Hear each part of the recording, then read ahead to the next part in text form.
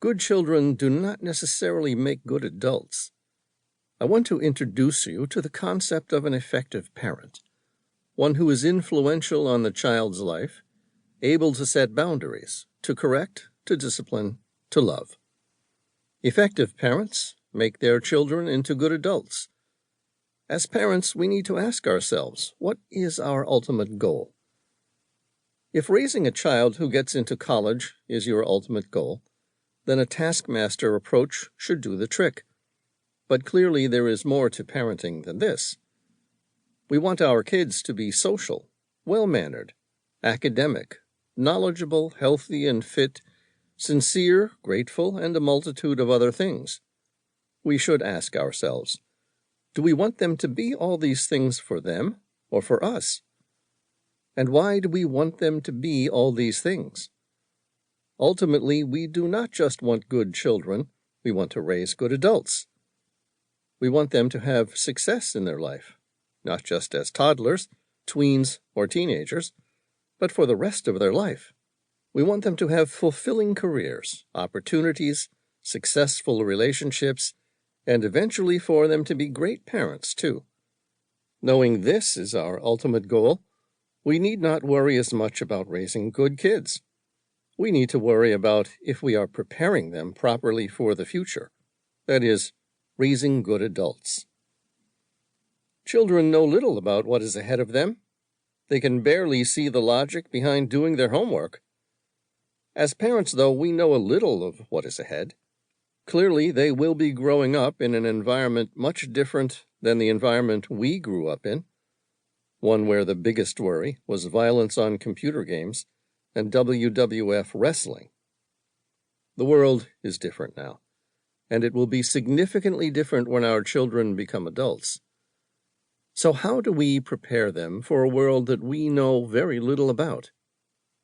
The reality is, we know a lot about what will happen to them in the future.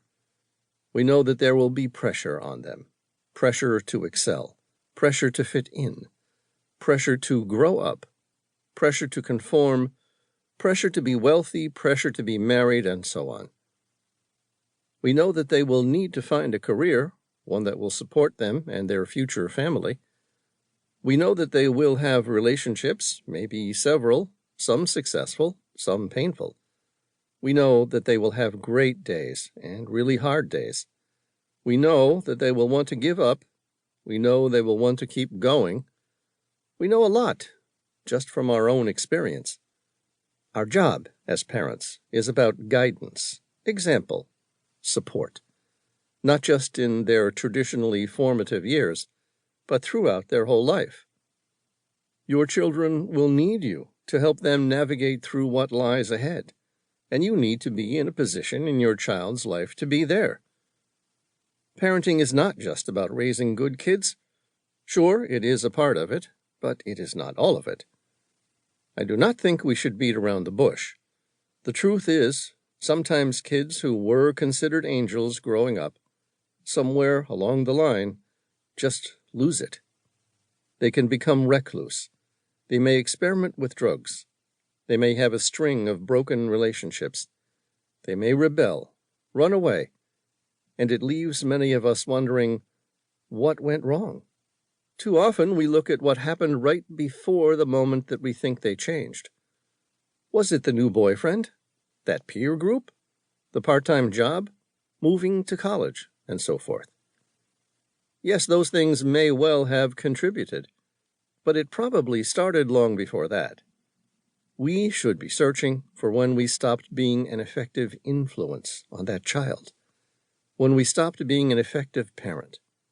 What you will find is it was not just one thing. It was a number of small things, or lack of, that leads us all to question what went wrong. A seemingly good child means nothing if you have lost the ability to connect with your child. It means nothing if your child has inner resentment towards you, or believes you do not understand them, or thinks all you care about is how they appear to everyone else.